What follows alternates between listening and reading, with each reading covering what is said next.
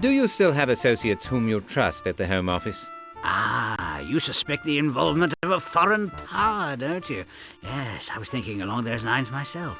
Listen, when you discover the man's identity, I can introduce you to someone who might help. Thank you, Charles. A pleasure to see you, Sherlock. You're always onto something intriguing.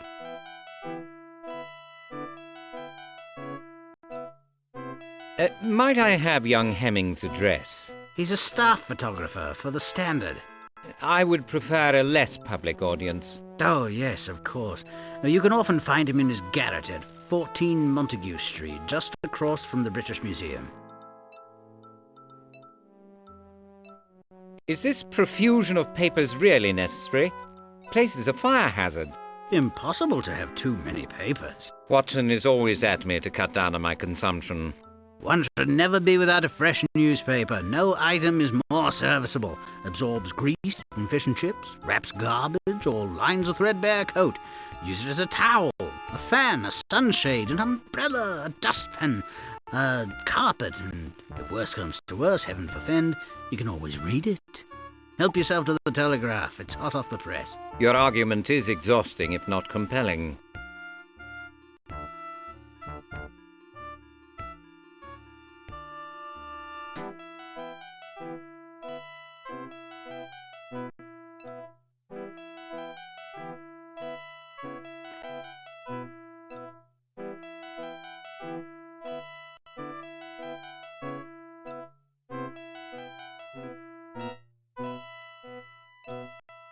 Have you had more thoughts about my subject, Charles? I rather expected a mugshot for reference. By the way, are you certain he wears a beard? According to my source.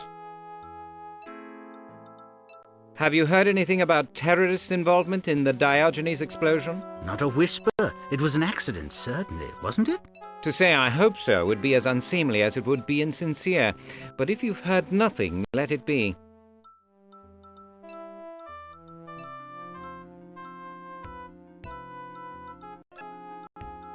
Observations, Doctor? The temperature here is positively glacial.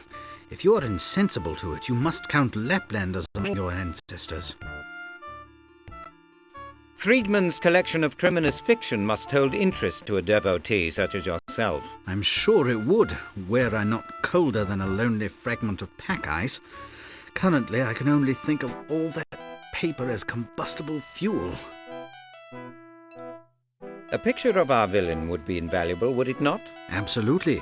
But if I understand Mr. Friedman, a second-hand source would be close to worthless. Fortunately, we know how to avoid that pitfall.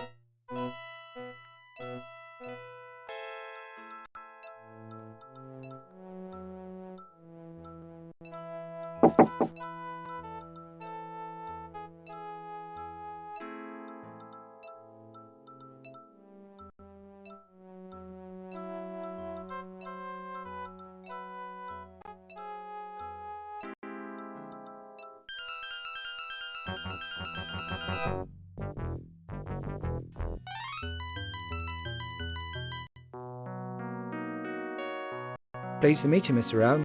I've heard of you. I'm just drawing this film. With you in Alphamo.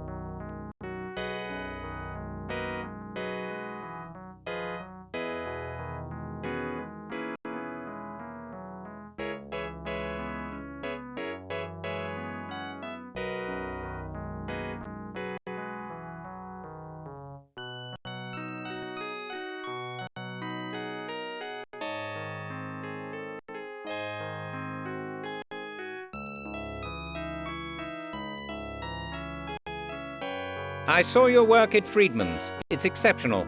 Would you make a mug shot of someone for me? Simple as pie. Let's start with a facial shape. Round, oblong, heart-shaped. You get the idea. I've actually never seen the subject, just heard him described. Not enough, Mr. Holmes. Without a witness, I can't do better than a caricature. You can't keep me to rights, you see. Tell me the nose is too wide and such like. I'm sorry. You've a rare talent, Mr. Hemmings. Why not earn your living as a painter? My art's called unsuitable on Bond Street, Mr. Holmes. People don't want to look at what I paint, let alone pay for it. So you've settled on photographs? I'm resigned to it. My photos of accidents and domestic disasters pay the rent. They give me the time for my work. Would you explain this photo of you with Prince Albert? Caught that, did you? Unless you suffer from juvenility or you've discovered the fountain of youth, it depicts the impossible. Too true. Not to brag. But given the raw materials, I could make the world think you hobnob with the Queen at Buckhouse. Reason suggests that you've combined two photographs. But my eye can't detect where one stops and the other begins. That's the nature of the art. Food the eye and you food the mind. Most people, present company excluded, believe what they see, even if it's improbable. You don't take tea with Her Majesty, do you? I've never had the honour. An oversight, perhaps. Just let me know. I can make it happen, if you like. What's this ingenious box camera? I've never seen one like it. Called a Kodak. George Eastman, an American. Devised it last year. Completely portable. And the beauty part is, it uses the roll film he invented. Snap anything, anywhere. Just find the subject and click. There's no exposure control, but it's a fair trade for the fixed focus lens. So anyone can take a good picture. The Kodak will change photography, Mr. Holmes, but it's just a tool. It won't make a great photographer. Try it if you like. Is your ability to make composite photographs unique? There's a few chaps with the knack. Besides the challenge, why do they do it? Money, Mr. Holmes. I heard there's a hoity-toity bloke up west that's made pots of brass. Sometimes he just makes people look better than they are. For a price, he fixes his clientele in the company of famous persons they've never met. For an additional fee, he supplies the twits with a bogus story that sells the photo. Might we get to work, Mr. Hemmings? Do you bring my eyes, Mr. Holmes? Otherwise we're just fooling ourselves.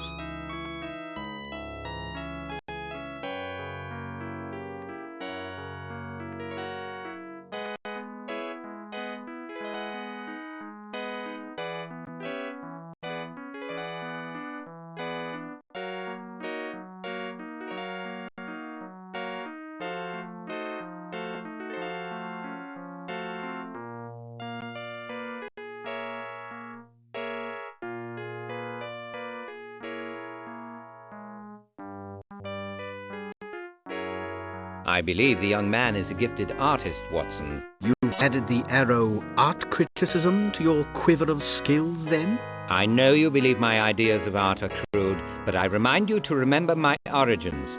Art in the blood takes strange forms. Though not medically attested, certain delusions may also be hereditary. Once again, we are insufficient for the task, Doctor. A general description is worthless. You remarked that we might need the riverman's eyewitness account. The devil is in details, as they say. Though correct, I shouldn't like to know those who say so. Mugshots will be a crucial investigative tool in the future, Watson. I'm sure you are right. The issue is, will the police have the sense to use it? I wouldn't care to predicate its future success on my answer.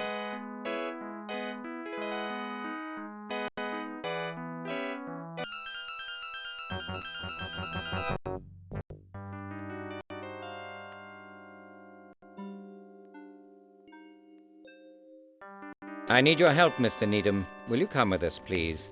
Why this time? A picture artist needs you to describe the man you saw at the Needle. The third man.